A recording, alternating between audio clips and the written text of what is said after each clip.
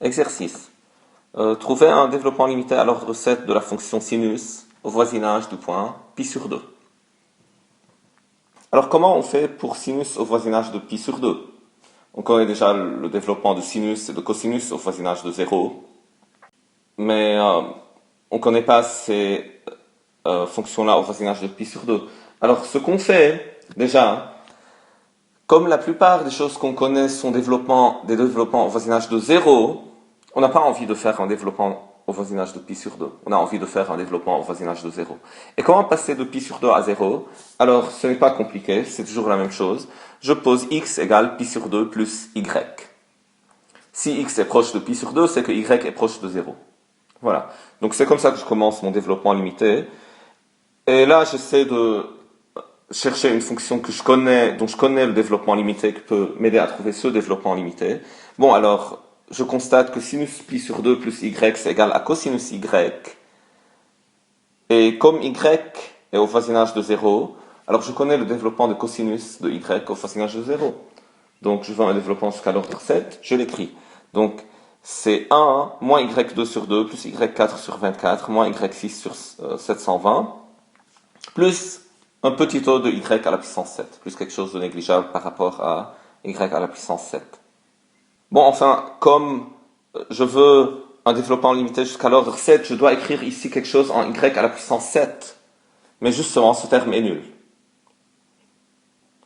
Parce que cosinus y au voisinage de 0 n'admet pas un terme en y à la puissance 7. C'est pour ça que j'ai le droit ici d'écrire un petit o de y7 et non pas un petit o de y6. Bon, et maintenant, ce qui m'intéresse en fait, c'est un développement limité de la fonction donnée qui est en x. Et donc je remplace y par sa valeur en fonction de x. Et voilà, comme x égale pi sur 2 plus y, alors y égale x moins pi sur 2.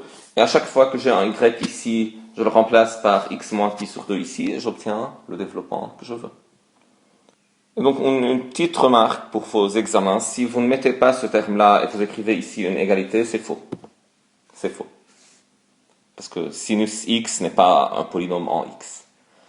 C'est juste au voisinage de pi sur 2 qu'elle est très bien approximée par ce polynôme, mais c'est une approximation. Un autre exercice, trouver un développement limité à l'ordre 3 de la fonction qui a x associe sinus x plus racine de 1 plus x au voisinage de 0. Comment on fait? Alors, bien sûr, on peut calculer les dérivées successives jusqu'à l'ordre 3 de cette fonction-là au voisinage de 0, appliquer ce qu'on connaît, la méthode qu'on connaît, mais bien sûr, on ne va pas le faire ici.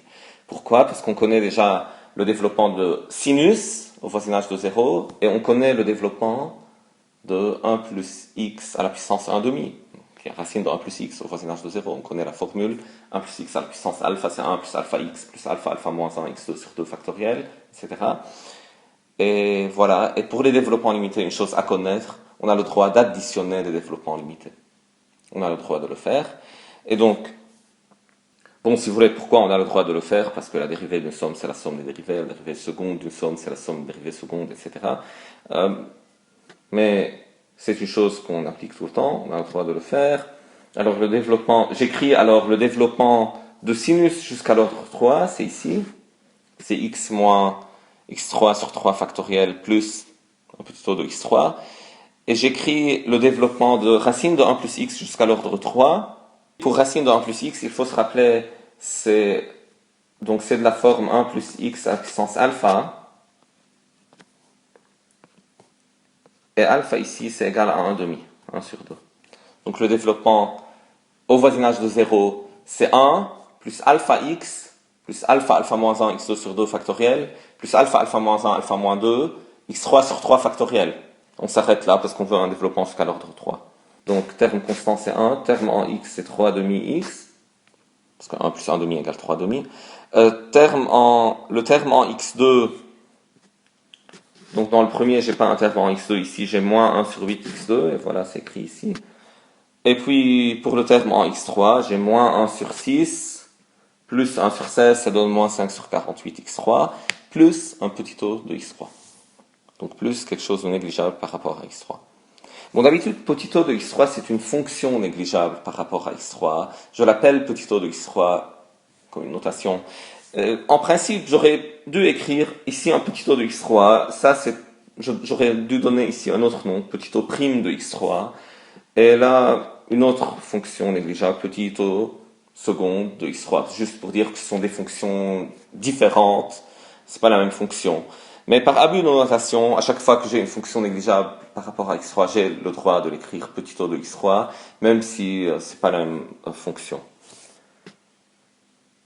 Bon. Alors, on a le droit d'additionner des développements limités quand on travaille au voisinage de même point. Et pour le produit, on a aussi le droit de le faire. Trouver un développement limité jusqu'à l'ordre 3 de la fonction kx donne sinus x multiplié par racine de 1 plus x au voisinage de 0. Alors ici aussi, on ne va pas revenir au calcul des dérivées successives de ce produit au voisinage de 0. On va juste écrire le développement du sinus jusqu'à l'ordre 3, écrire le développement de racine de 1 plus x jusqu'à l'ordre 3, multiplier les deux et ignorer tous les xn qui apparaissent avec n plus grand que 3. Donc ignorer x4, x5, etc. Parce que ce seront tous des petits taux de x3. Donc sinus x, on le connaît au voisinage de 0, c'est ça, x moins x3 sur 6 plus un petit taux de x3. Racine de 1 plus x, on vient de le voir aussi, c'est ça. Et quand on multiplie, on n'a pas de terme constant parce que sinus n'a pas de terme constant. Un terme en x, j'ai seulement un x qui apparaît quand je multiplie ce x-là par ce 1-là.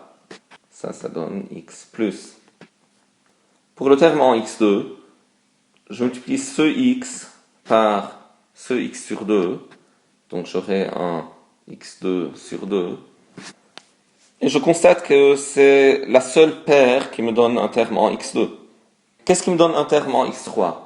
Donc ce terme-là en x3 multiplié par ce 1, ça donne un terme en x3. Donc j'ai plus. Alors en x3, j'ai moins 1 sur 6. Ce x. Fois 1x2, moins x2 sur 8, ça donne quelque chose en x3. Donc x fois moins x2 sur 8, c'est moins 1 sur 8. x3. Maintenant, il y a d'autres termes qui me donnent un terme en x4. Par exemple, si je prends x3 sur 6 que je multiplie par x2 sur 8, ça donne un terme en x5. Mais x5, au voisinage de 0, c'est négligeable par rapport à x3. Tout ça fera partie du petit taux de x3 que je vais écrire tout à l'heure. De même, si je prends ce x-là et je le multiplie par x3 sur 6, ça donne un terme en x4. De même, si je prends le x du début, ce x, et je multiplie par un petit taux de x3, c'est aussi quelque chose de négligeable par rapport à x3.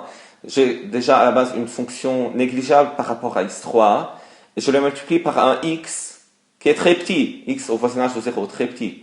Et donc elle va devenir encore plus petite, donc ce sera également un petit taux de x3. Donc tous les autres termes que j'obtiens quand je développe cette expression-là, ce produit-là, seront des choses d'ordre x4, x5 ou un ordre supérieur. Ils sont négligeables par rapport à x3. Donc leur somme, qui sont 4, 5, 10 termes négligeables par rapport à x3, quand je les somme, je les additionne, la réponse sera négligeable par rapport à x3. Et donc j'écris le développement limité.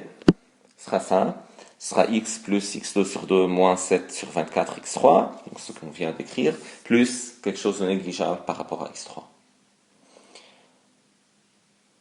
Et voilà, donc on apprend qu'on a le droit de faire un produit de développement limité. Quand je connais le développement de la première fonction au voisinage d'un point et le développement de la seconde fonction au voisinage du même point, j'ai le droit de faire le produit. Et si je veux un développement jusqu'à l'ordre 3, par exemple, j'écris la première fonction jusqu'à l'ordre 3, la deuxième fonction jusqu'à l'ordre 3, je fais le produit et j'ignore tous les termes que j'obtiens d'ordre supérieur ou égal à 3. Tous ces termes-là seront en petit taux de x3.